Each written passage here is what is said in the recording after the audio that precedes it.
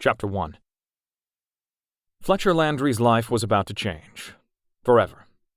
Irrevocably. He was never going to be the same. This was going to be the worst day of his life. And his grandmother was throwing a party for the occasion. Not only that, but she had threatened to cut him off from her gumbo for 2 weeks if he didn't show up. So now, he was sitting at a huge table at the back of her bar with the rest of his family, bracing for the moment when everything went to hell. At least there was lots of food. There was always lots of food when his grandmother was in charge. There wasn't much that her jambalaya couldn't make better. It was a small comfort. "Shut up, it's starting," his grandmother told the group. Ellie Landry, the matriarch of the family, pointed the remote at each of the televisions in the bar, turning the volume up to "he couldn't ignore this if he tried" level. Fletcher groaned. Not only was this whole event going to suck, but he was going to watch it on television with his whole family gathered round with the volume set to blaring. And he was going to have to listen to Jason Young sing as a warm-up. Jason Young was the hottest rising country music star in Nashville, but he wasn't from Nashville. He was from Bad, Louisiana, the town just up the bayou from Fletcher's hometown of Outre. Fletcher had known him since they'd played football against one another as peewees. Jason was good-looking, according to others, talented, also according to others, and charming to people who didn't know him very well. And did things like giving to charity and visiting sick kids in the hospital. Fletcher hated the guy. Because Jason had also been dating Fletcher's best friend, Jordan, since they'd been 15, which meant that Fletcher had hated Jason since they'd been about 15 and a half, and Fletcher had realized Jordan was going to keep dating him. At first, it had been fine. Fletcher had liked seeing Jordan happy, and it seemed that Jason treated her well. Of course, Fletcher threatening to end his life if he didn't might have had something to do with that. It hadn't hurt either that he'd been backed up by his cousins Mitch, Josh, and Owen, all of whom also had no trouble getting a little bloody for the right cause. They all would have considered Jordan the right cause. But then Jordan had actually fallen in love with Jason and told Fletcher all about it with a sweet smile on her lips and a dreamy look in her eyes. He'd started to hate Jason then. He hadn't stopped since. Jason did 3 numbers and the family all ate in relative silence. There was never total silence when it came to the Landry family, but when there was food involved, it was a little better. And the way Ellie had the TVs turned up, it was difficult to make conversation, thank God. It was maybe the first time he'd been grateful that his grandmother was a huge fan of Jason's. Because he was sure that his family, specifically his twin brothers Zeke and Xander, would be monitoring his reactions to Jason, and whatever he had up his sleeve tonight. Not having to talk while he struggled to hide his reactions would be great. The thing that made the whole situation even worse was that Jason was actually pretty good.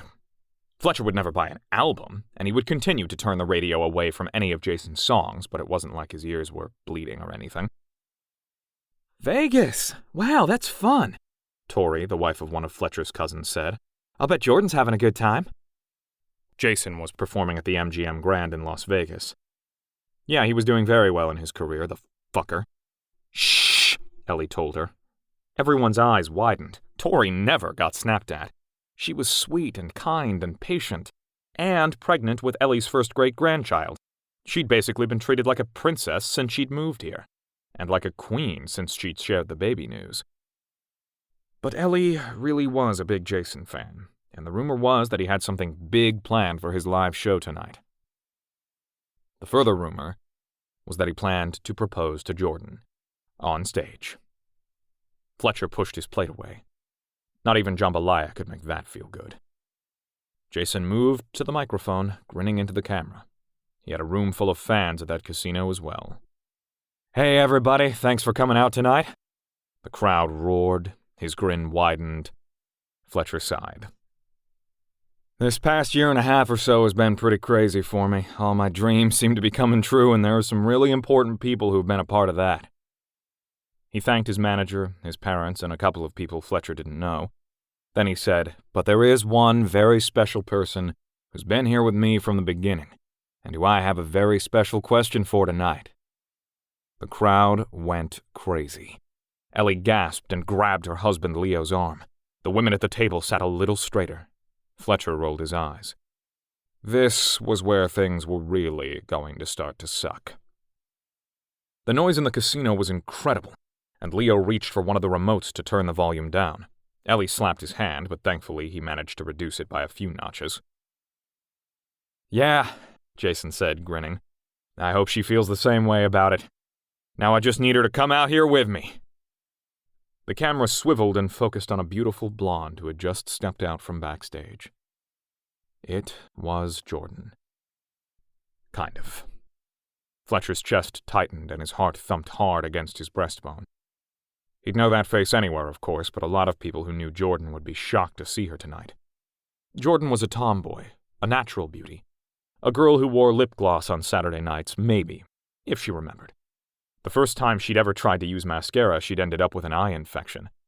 The most she'd ever done with her hair was having her girlfriends curl it for prom, and she'd bitched all night long about her head aching from the bobby pins. She was most at home in denim and bare feet, and she had a perpetually sun-kissed glow to her skin, and a smattering of freckles across her nose from being outside all the time. The woman who was walking across the Las Vegas stage in 3-inch heels looked nothing like his best friend. She wore a form-fitting, sparkly black dress and had her hair swept up in a fancy twist. She had heavy eye makeup on and lipstick. The only thing that looked slightly familiar was the denim jacket she wore over her dress, but even that was studded with rhinestones that caught the spotlight and sparkled. "Damn," Zeke said appreciatively. "Jordan's got great legs." And other stuff. Fletcher ignored him. Zeke said shit like that to him about Jordan all the time, but he'd seen her legs 1,000,000 times. Bare, long, tanned. The girl was from Louisiana. She didn't wear a lot of clothes a lot of the year. Yeah, okay, he'd seen a lot of her other stuff too. Not bare, but he stopped those thoughts right there. He was good at that. He'd been doing it for the past 4 or 5 years on a regular basis. And of course she had great legs. She'd always been athletic. She loved sand volleyball and to swim, and could kick his ass at a game of one-on-one basketball up until he'd really had his growth spurt. They'd continued to play, though. She was fast, and had a really great three-point shot. He guessed she was working out in hotel gyms now, though. He rolled his eyes about that, too. But now, of course, he couldn't stop looking at her legs and thinking that, yeah, damn, worked. It was the dress. The fucking dress. Jordan wasn't a dress girl, so when she did wear them, they always kind of knocked him on his ass. Because they did make him think of her as a girl. That had been happening a lot more since about the time they'd turned 18. Then, when she'd turned 21, it got worse. She'd started going out to clubs and bars with her girlfriends, and she'd started dressing up more. Lipstick, curls, and dresses. And she'd often asked him to join them, or to pick them up after. But beyond the dress, the lipstick, the heels, Fletcher homed in on something more important tonight. Jordan looked terrified. Some of it was probably having to walk across a stage in front of thousands of people in high heels. But he also knew that she wasn't a huge lover of the spotlight or big public displays, and she had to know what was about to happen. Everyone knew what was about to happen. And a knot formed in Fletcher's gut as he watched her. He breathed a small sigh of relief when Jason met her part way and took her hand. At least she wouldn't end up on her ass on national television. "Oh my gosh," Maddie said. "This is pretty exciting." "I would die," Paige added. "I hate public proposals." The group, sans Fletcher, laughed. Paige had been proposed to 5 times before she had come to a tray and fallen from Mitch. And at least a couple of those had been public, from the sound of it. She was somewhat of an expert. But it was the word proposals that made the knot in Fletcher's gut tighten, and for possibly the first time in his life made him regret even the few bites of jambalaya. "You already promised me that you would ask Mitch to marry you here at the bar in front of all of us," Ellie told Paige. "I guess I don't consider you all public," Paige said with a smile. "You're family." "Aw," Juliet and Tori said together. "Shh," Ellie said, sharply waving her hand to shut them up as Jason pulled Jordan to the microphone at the front of the stage. The girls exchanged wide-eyed looks, but grinned. Ellie often had Jason's music playing in the bar. She also had a signed poster of him hanging behind the bar near the cash register, and watched him on TV every chance she got. Some of it was because he was a local boy, but a lot of it was because he was connected to Jordan. Jordan had been like another granddaughter to Ellie growing up, constantly in and out of the bar and on and off the boat docks where boys of the bayou, the family business, operated their swamp boat and fishing tours. She'd swiped cookies, boudin balls, and fried pickles right alongside the other grandkids. Ellie adored her, but Fletcher had a sneaking suspicion that as Ellie had listened to Jason's music, she'd actually decided it was good. The casino crowd had been cheering this whole time, but as Jordan swung his guitar to his back and went down on one knee, they quieted. Ellie's bar, and miraculously, the Landry family, also fell silent. "We've known each other forever," Jason said, with Jordan's hand in his. Fletcher felt his heart squeeze, and the jambalaya in his gut roil. He wasn't sure he could watch this. Yes, Jordan was his best friend, and this was a huge moment in her life. That was how Ellie had gotten him to come to the bar and sit down in the first place. Well, that and the threat of cutting him off from Gumbo for 2 weeks. But he'd been dreading this moment for at least 2 years. Jordan and Jason had been together for a decade. Of course, at some point he was going to propose. Jordan was amazing, and Jason was a lot of things, but an idiot wasn't one of them. Of course he'd want to get a diamond ring on her finger, and of course she'd say yes. Fletcher had given her a chance to break up with Jason in the past.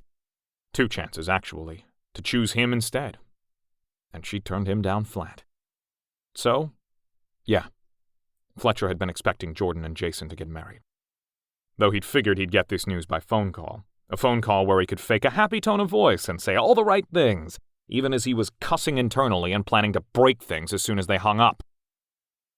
Witnessing it in person, and with an audience who would be very interested in his reaction, was pretty much hell. Especially because the look on Jordan's face was even more terrified now than before. Fletcher frowned. Surely she'd been expecting this. The entire country had been expecting this. There was no way she'd gotten all dressed up like that to stand backstage all night. Then again, he didn't really know how any of this worked for her now. Maybe she did get dressed up like this every night. It was true that every time he caught a glimpse of her on television on the entertainment news, always at Ellie's because he didn't watch that shit, she looked fixed up. He supposed that when you were a big star touring the country with other big stars, there were people like hair and makeup artists to help out. Maybe that extended to the significant others of the big stars? They wouldn't want to risk having Jordan make Jason look bad, after all. Fletcher realized his hand had curled into a fist, and he consciously made it relax. He and Jordan were friends. The best of friends. They'd known each other since first grade. He'd known her longer than Jason had. And she'd told him more than once that no matter what happened, they would always be friends. But over the past couple of years, they'd drifted apart, especially since she'd moved to Nashville with Jason and started only substitute teaching so that she could travel with him more. And especially since April, when she'd been home for the family weddings and told him that Jason had gotten a spot on his big tour, and she was quitting her job entirely to go with him. Fletcher had told her exactly what he thought of that. Jordan was a teacher, a gifted teacher who loved her chosen career. Fletcher had bitten his tongue a lot over the years when it came to Jason, but that time, he hadn't been able to. He'd also given her the chance to stay on Outre with him, as a lot more than his best friend. She turned him down, and she'd cried. And they'd not spoken for over a week, for the first time in their lives. He wasn't doing that again. Jordan knew that if she ever wanted to leave Jason, Fletcher would be there for her. Hell, she knew that he would be there for her no matter what. She knew he thought she should be teaching, and that she deserved to have dreams too. He'd had his say. She knew where he stood, and it had made her cry. So he was done with that. When Jordan became Jordan Young, Fletcher would be happy for her. At least as far as she would know. "We've been through a lot together," Jason went on. "It just seems right at this point in my journey that I ask this question." Loud whistles and a smattering of applause came from the audience. But for the most part, everyone watching stayed quiet. "I love you, Viv. Will you marry me?" Fletcher frowned at the television. What the fuck? Surely he'd heard that wrong. Had Jason just said Viv? Wait, who the hell is Viv? Zeke asked. Okay, so no, he hadn't heard it wrong. Jason had just fucking said the wrong woman's name. And yeah, who the hell was Viv? Ellie swung to look at him. Does he call Jordan Viv? What, is that like her middle name? Zeke asked. No, it wasn't her middle name. No, Jason didn't call her Viv. Jason called her Jordan. Fletcher couldn't even remember hearing Jason call her sweetheart or honey, for that matter. But he didn't bother answering his family. His eyes were glued to the television, and more specifically Jordan's face. The camera had zoomed in on both Jason and Jordan. They both looked like they were about to puke. Jason quickly got to his feet, grabbing both of Jordan's hands as she started to pull away. "Ah, fuck," he said, directly into the microphone. Well, they beeped the word for television, but it was clear what he'd said. Zeke snorted. Fletcher realized his hand was curled into a fist again. That "oh fuck" was all he needed to hear. Jason had said the wrong name. Accidentally, obviously, but there was a Viv. He wanted to smash Jason Young's face in. It wasn't the first time he'd had that urge, but this was the strongest it had ever been. And if the guy had been in front of Fletcher in the flesh at that moment, he wouldn't have been breathing normally out of his nose ever again. "No, I'm sorry, Jordan. Jordan, of course, I want you." Suddenly, there was a crash, and the camera panned to the drum set that was now lying on its side, as the drummer bolted off her seat and ran for the side of the stage. "Ah, that's Viv," Xander said. "What?" Ellie demanded. Xander nodded. "Vivian Holbrook, Jason's drummer." Ellie turned to face Xander, her hands on her hips. "What are you saying?" "I'm saying that Jason Young basically just proposed to Vivian." "Why would he do that?" Ellie asked. "Maybe because he's actually in love with her, but his management team told him that breaking up with a sweetheart like Jordan would look bad for him right now," Xander said. "How do you know this?" Ellie demanded. "I might have read it somewhere," Xander said. Ellie narrowed her eyes at him. "Do you follow country music celebrity gossip?" "Maybe," Xander said slowly. Ellie nearly gasped. "I can't believe you've been holding out on me. We could have been talking about Kelly, and Brandon, and Brett." Xander rolled his eyes. "Well, apparently you wouldn't have been that great to gossip with. People have been talking about Jason and Viv for a while, and you seem shocked." "Don't you tell me Jason Young has been cheating on Jordan," Ellie said. "Okay, I won't tell you, but he," Xander pointed at the television, "basically just told you." "Maybe he was just nervous in front of all those people," Ellie said, obviously not wanting to believe it. "This is kind of a big deal. Maybe he just said the wrong name. Obviously he knows Vivian really well, too." Xander snorted. "Asking a woman to marry you is kind of a big deal, but not exactly something where you get the wrong name, especially when you've been with the woman you're asking for 10 years. "But," Ellie started. Suddenly Fletcher shifted back from the table and stood. He threw his wadded napkin onto his plate and headed for the back door. "Where are you going?" Ellie called after him. He yanked the door open and turned back. His eyes flickered to the television screen again. Tears were streaming down Jordan's face, and she turned to run off stage. Jason had started after her, but a bodyguard stopped him. His manager was now in his face, and they were having a heated discussion. Fletcher looked at his grandmother. "Vegas,"